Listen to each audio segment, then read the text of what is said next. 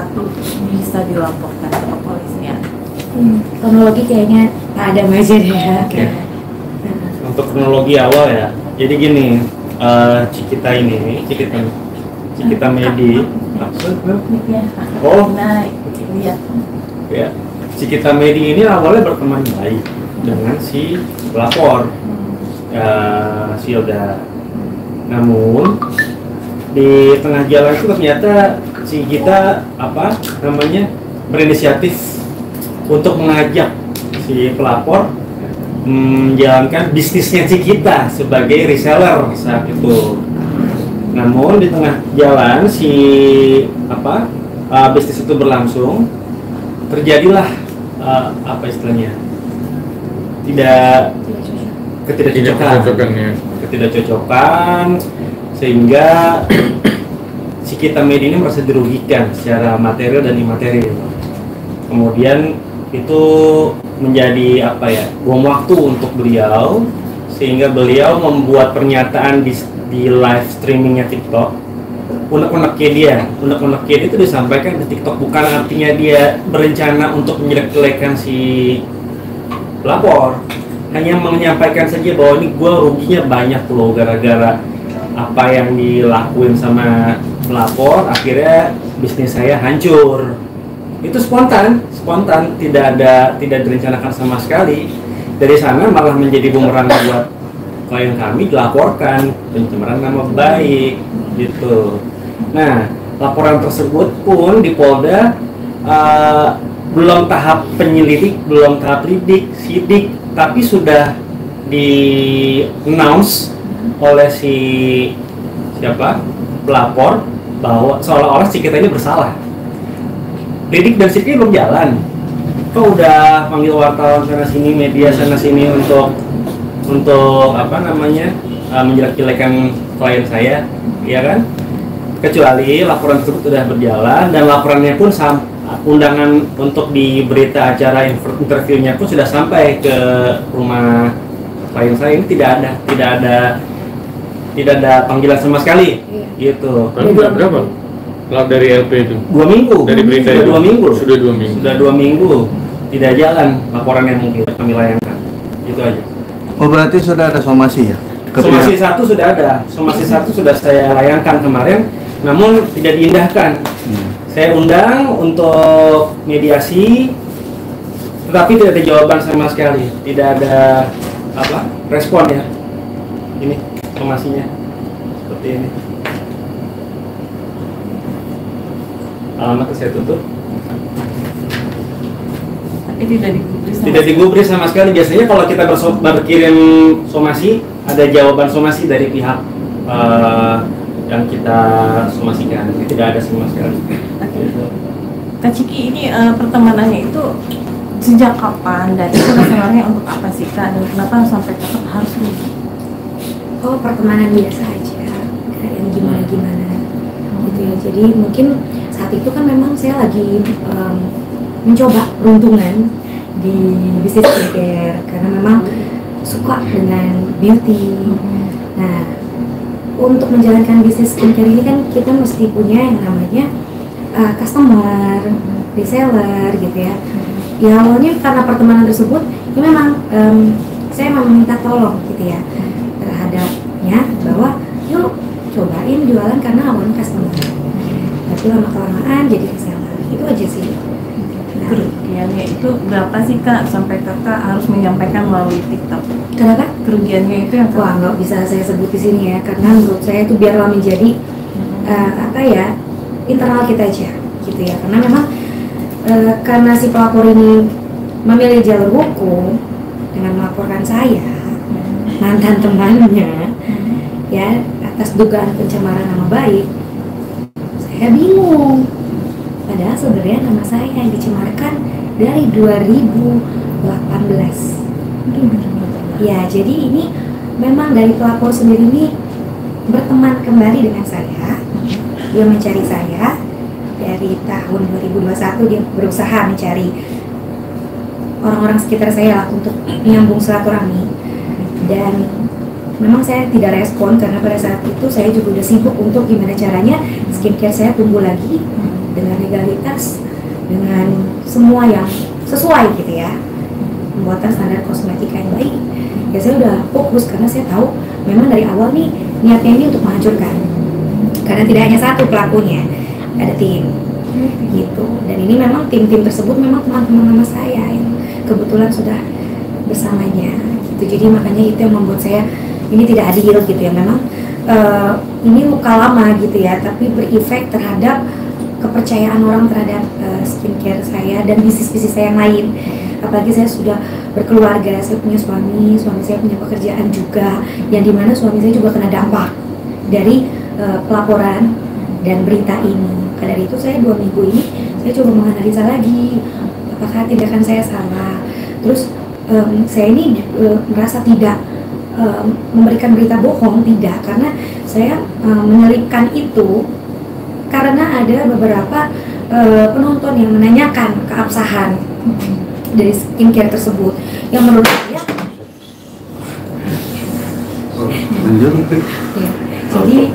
saya jadi ada yang menanyakan apakah aman, apakah ini, apakah itu, apakah dari kasus yang teman-teman reseller Cikita yang terdahulu yang sudah membuat produk yang lain gitu ya. Saya tidak memasalahkan hal itu, tapi jangan coba-coba untuk melakukan hal-hal yang merusak juga rezeki orang di situ.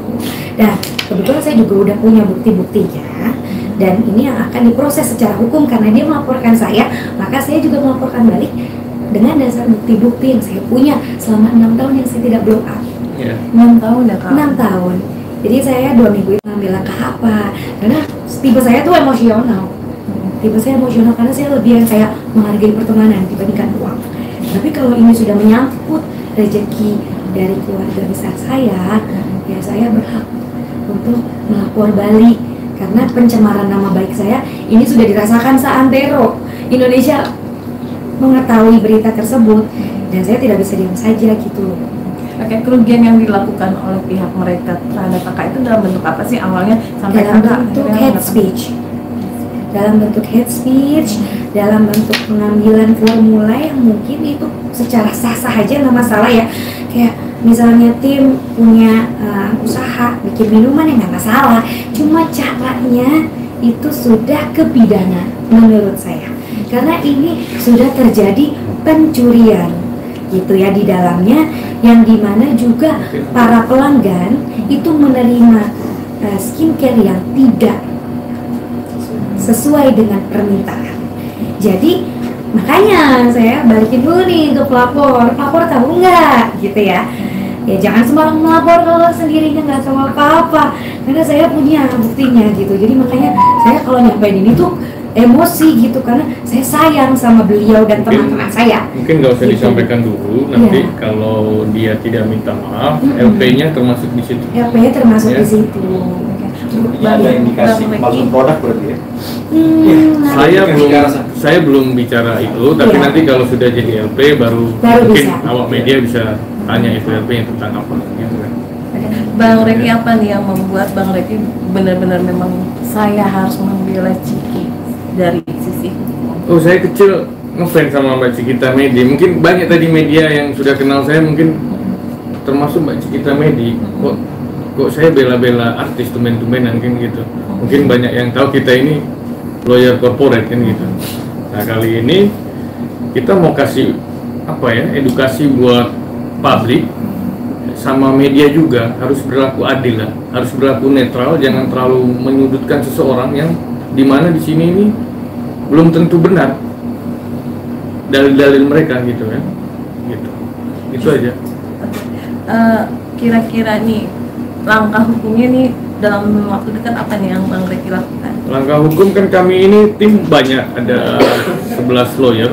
Mungkin di sini kan Mas Adam sebagai leader, jadi Mas Adam ini sudah lakukan somasi pertama, nanti yang kedua akan dilakukan 7 hari lagi. Nah, ketika 7 hari itu tidak ditemukan titik temu, ya sudah, kita buat laporan pidana. Saya pastikan laporan pidana akan kita buat. Kalau boleh tahu laporan pidana itu dalam bentuk apa Bang? Undang-undang ITE pasal 27 ayat 3 dan 311 dan 310 tentang fitnah dan pencemaran nama baik ya. Itu ganjaran hukumnya seperti apa Bang? Seperti yang saya sampaikan tadi di depan, ya ada yang tahu tadi undang-undang ITE. Gitu. Ini sebagai edukasi ya. Jadi kalau selek sama orang itu diberikan aturan-aturan. Seperti kita ini, sebenarnya kita nggak mau bicara di publik dulu. Kemarin ya, baca kita nggak mau bicara di publik. Cuman ketika kita sudah somasi tidak ditanggapi, ya sudah patut kita bicara di publik. Karena kalau kita diam berarti kita setuju dengan statement mereka. Somasi alamat surat yang dituju sudah benar.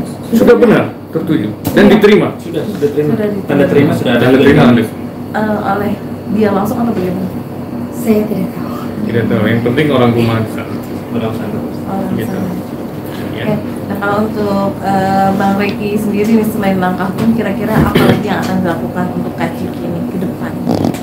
Dalam waktu sambil menunggu ke tahap. Oh ya, kami itu tadi bikin artikel untuk disampaikan ke media. Mungkin nanti ini kita kasih Mas Adel. Jadi kami itu terus memantau perkembangan perkara ini sampai mana. Kami tunggu keundangan itu, kalau benar LP itu ada, kami tunggu. Kami siap jawab. Oke. Oke, misalkan nih mereka melihat langsung tayangan cumi-cumi.com, ada pesan khusus dari Bang Reki ke Ciki mau? Mungkin gini ya, saya mau mengimbau kepada pihak pelapor atau siapa tadi namanya? Silda Octavia Rosa untuk lebih bijak. Artinya apa? Kan sudah kenal lah seneng dengan Mbak Cikita Medi. Bisa lah dia bicara, telepon atau jumpa, ya kan? Jangan dikit-dikit langsung buat laporan. Terus tadi saya belum jelaskan di depan tadi, ya. Orang yang dengan spontanitas itu sebenarnya yang Mbak Cikita Medi, karena dia bikin live TikTok. Itu spontanitas tanpa undangan. Ya. Kalau ini, kalau kita sekarang itu udah pakai undangan. Artinya yang direncanakan yang hari ini. Jadi kalau si pelapor itu sudah merencanakan, dia buat LP, LP-nya masih proses, dia sudah panggil media. Siapa yang merencanakan berarti? Pencemaran nama baik. Iya. Ya, itu. Yang merencanakan pencemaran nama baik ya mereka, bukan Mbak Cikita. Kalau Mbak Cikita itu menyampaikan unek-unek dan fakta, bukan hoax. Nyata itu. Bukti-buktinya sudah kami pegang semua. Gitu. Mbak Cikita, akunnya sendiri masih aktif sampai saat ini? Alhamdulillah akunku yang di streaming itu masih aktif sampai sekarang. Jadi bukan berarti dengan masalah ini aku jadi stop untuk jualan, karena memang yang dijual bukan hanya produkku saja, banyak yang titip jual, brand-brand besar gitu kan. Cuma sempat terhenti sementara, keranjangnya hilang karena ya report gitu, jadi sempat nggak bisa jualan juga di akun tersebut. Jadi aku ke e-commerce yang lain. Ada pesan kau buat dia dan apakah kakak akan kapok untuk bisnis reseller ini atau makin? Mungkin aku sih lebih kayak pesan aja ke seluruh teman-teman gitu ya, yang berbisnis seperti saya gitu ya. Ya memang kita harus ada SOP ya, tidak bisa yang kayak unsur trust gitu. Walaupun sekarang kan memang hitsnya itu affiliate marketing. Nah affiliate itu mesti ada yang namanya MOU gitu ya. Tapi kalau sampai dia ikut andil dalam apa ya, menjatuhkan produk tersebut dengan cara apapun ya, itu bisa dipidanakan gitu. Jadi sebenarnya memang kalau aku lihat dari masalahku, memang semua orang pasti ngalamin kerugian, apalagi kita pedagang, pembisnis gitu ya. Cuman kalau misalnya di situ ada unsur yang dimana hate speech, mengundang orang jadi tidak trust lagi terhadap saya, terhadap tim saya, ataupun juga mencobalah berbagai cara, gimana caranya apa yang saya punya ini tidak dilirik dari skill, karena ini dari kerugian materi ini membentuk materi juga. Apalagi saya seorang entertain yang mungkin kehidupan saya tidak di nyanyi saja, tidak di usaha saja, tapi bisa ke yang lain. Dan saya sudah berkeluarga, jadi makanya ya tolonglah gitu ya kerjasamanya gitu ya. Karena saya di sini juga sudah muncul seperti Anda muncul di media di tanggal 12 September lalu dengan percaya diri gitu ya. Maka dari itu saya meminta untuk tim dari sana dan kuasa hukumnya itu juga kooperatif lah gitu ya, dengan datang ke sini, karena memang kita kan ditengahi ya, ada mediasi, ada Pak Reki, ada Pak Adam, dan tim media juga punya kuasa hukum yang bagus-bagus juga. Jangan merusak itu semua, reputasi itu semua dengan hal yang tidak baik. Kita sendiri dengan munculnya berita kemarin itu bisnis sama kerjasama sama orang terganggu nggak sih? Terganggu. Akhirnya ditunda gitu Iya. kan? Pastinya ada nilai kerugian. Ya, mungkin untuk nilainya sendiri memang itu besar sekali karena memang berbentuk kontrak. Ya, kontrak, apalagi kontraktor. Suami saya, gitu ya, karena saya juga mendampingi. Kita udah bernaung bersama-sama karena memang usahanya couple-planner. Ya, apalagi saya ini dengan suami ini selalu apa-apa bersama, gitu, dimana dia juga ikut mengurus bisnis saya mengurus bisnisnya. Jadi itu kerugian-kerugian materi yang terbentuk karena kabar ini kan memang masuk berita nasional yang saya shock gitu. Karena saya tidak menyangka juga gitu dari hal ini bisa terjadi. Ini menurut saya pencemaran nama baik ini direncanakan, yang menurut saya, mohon maaf ya, ini direncanakan karena melibatkan teman-teman media yang datang ke sana dan menyaksikan semua yang jadi kecelakaan. Dan maka dari itu saya butuh diam dulu 2 minggu gitu. Maksudnya saya menganalisa dulu gitu. Kok bisa media datang? Kok bisa ada preskon? Padahal laporan saya belum terima. Itu yang membuat saya kecewa. Ya itu ya. Bisa rekan-rekan nilai ya itu ya. Ada gangguan kayak psikis kok juga. Oh tentu. Saya jadi level trust issue saya terhadap orang lain. Circle saya jadi tiba-tiba kecil, tiba-tiba ya bukan sampai nggak ketemu orang ya, karena memang dulu mereka sudah melakukan itu dan berhasil. Dan kebetulan mereka mereframe saya kembali, meminta maaf, merasa itu adalah hal hilaf yang tidak disengaja. Gitu, mereka ulang kembali dan menurut saya kan orang pemaaf ya. Gitu, ternyata diulang lagi. Jadi makanya saya pikir karena beliau juga sudah melakukan tindakan pelaporan secara hukum ya, saya juga ikut. Kak, maaf, kisarannya ratusan juta, miliaran. Oh, saya nggak bisa bilang di sini karena itu balik lagi itu terjadi pada saat itu dan sudah melibatkan rezeki pasangan saya, rezeki keluarga saya di situ. Jadi ada kontrak kerja yang keganggu berapa? oh, kalau dari saya, kalau misalkan dari TV nggak saya masukkan dalam bentuk kerugian atau undangan televisi gitu ya. Tapi memang ada sekitar dari manajer saya tuh ada 2-7 yang batal. Gitu. Terus karena memang kan dari headline itu kan nggak baik gitu ya. Kesannya saya melakukan kriminal, ini yang mesti saya luruskan gitu loh tim. Jadi kalau yang kerugian lain itu lebih ke suami ya, karena suami kan dia ke kontraktor, pembangunan dan segala macam yang tadinya sudah harus tanda tangan, tiba-tiba dengan adanya berita itu, dan berita itu serempak di sore hari Kamis. Jadi makanya Jumat itu semuanya udah pada mundur, udah pada gagal lah. Bang Regi, melihat tadi cerita dari Cikita sendiri, nilai kerugian kontrak kerja sendiri, adakah unsur nanti pidana atau pasal yang lain akan dicantumkan di pelaporannya nanti? Selain pencemaran. Ya sih, kalau memang kerugiannya ada material dan imaterial, tapi kalau laporan nanti rencananya hanya 3 pasal tadi aja. Lex spesialisnya pasal 27 ayat 3, lex generalisnya itu pasal 311 sama 310. Itu saja. Bang, mungkin ada closing statement.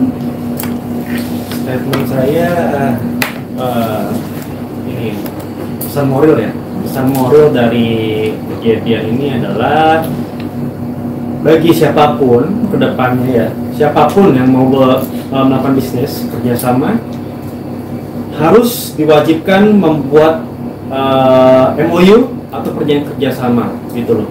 Jangan sampai hanya atas dasar unsur kepercayaan, saling percaya, akhirnya terjadilah hal-hal yang tidak diinginkan gitu. Tidak hanya berlaku misalnya kita dengan kawannya, itu pun bisa kita terapkan dengan saudara sendiri, dengan